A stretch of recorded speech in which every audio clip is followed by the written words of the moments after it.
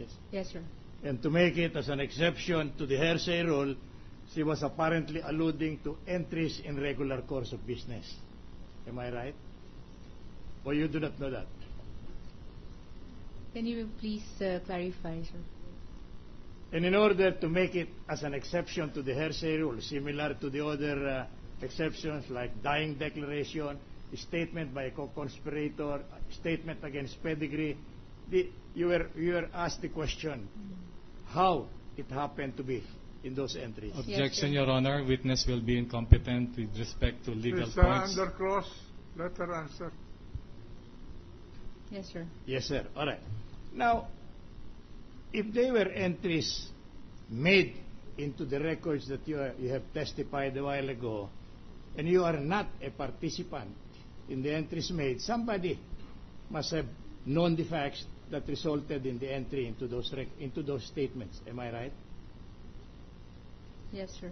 And I heard you mention also about the identity of this person, so you do not know them. Mr. Garcia would The be persons the best responsible person. for making the entries appearing in the documents that you mentioned. What I know, sir, that they got it from ours.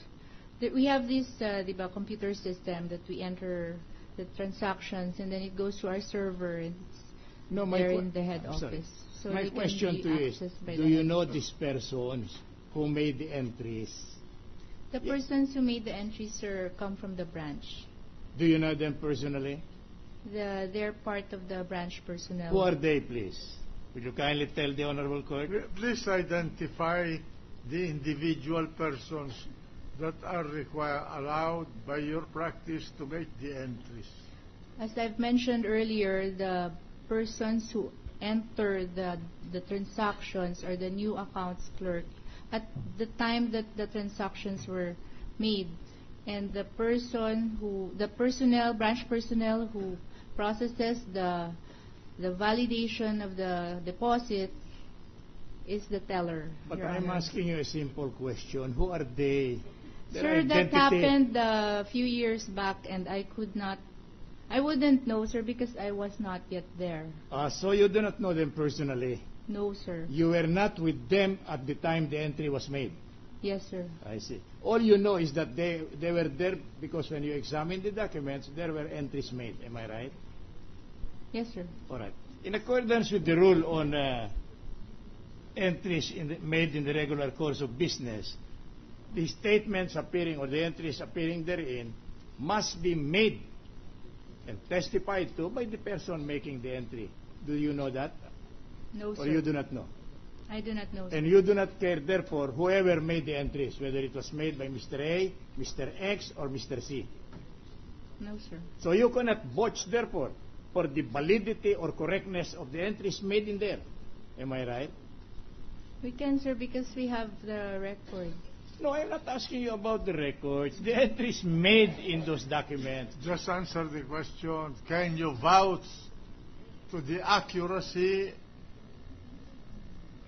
Of the and verity of the entries? Since you were not there. Since I was not there. So you cannot, therefore. No. That is my understanding.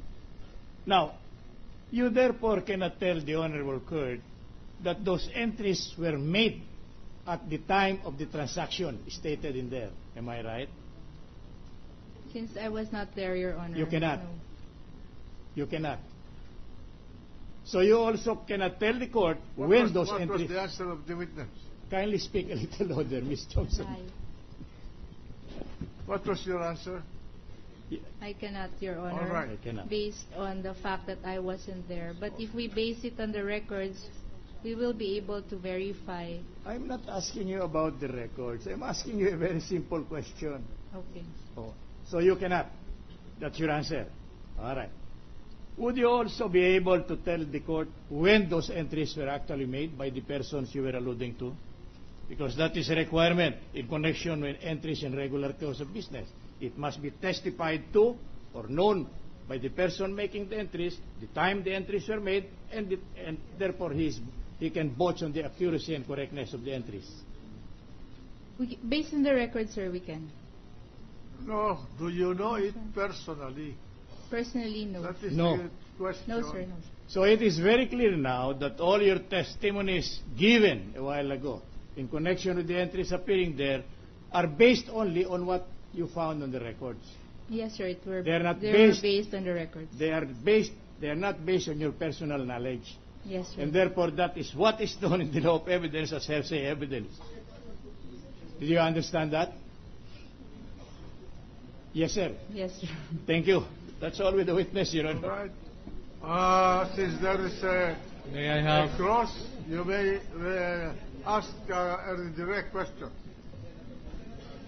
Senator Miriam Defensor Santiago wishes to The gentle lady have the from floor, the Mr. law. President. Just on this particular point, since I've already gone to the trouble of having this testimony admitted, Not you. just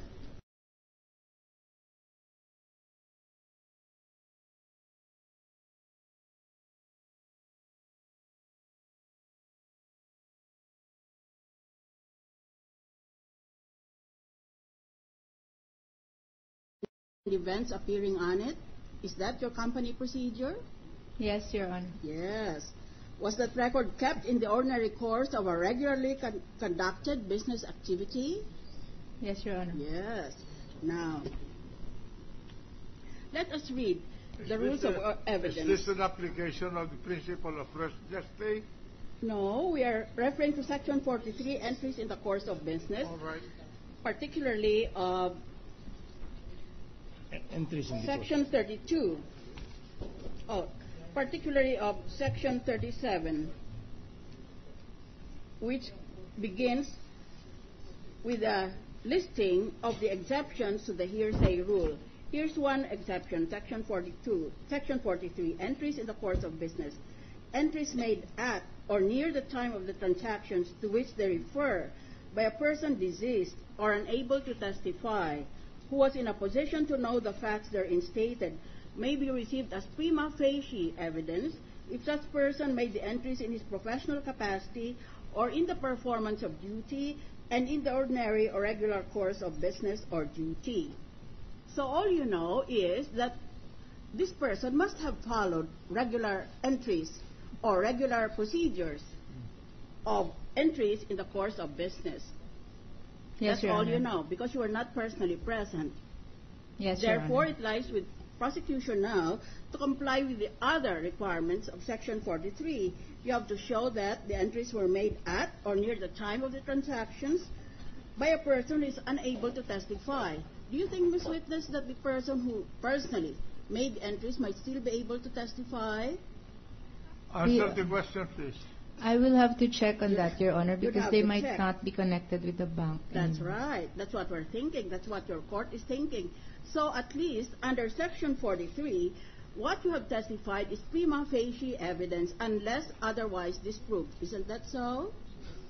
Yes, Your Honor. it is Counsel for yes. the prosecution, will you take over, please? Now, counsel for the prosecution, make a Maybe he- direct question. Maybe he will be adopting the examination of the Honorable Senator Judge, Your Honor. You may counsel for the defense. again our most generous thank you to the No. Lady Senator from Iloilo for aiding us and educating us, Mr. President. But, I have- but may we know, Your Honor, the nature of the examination to be made now?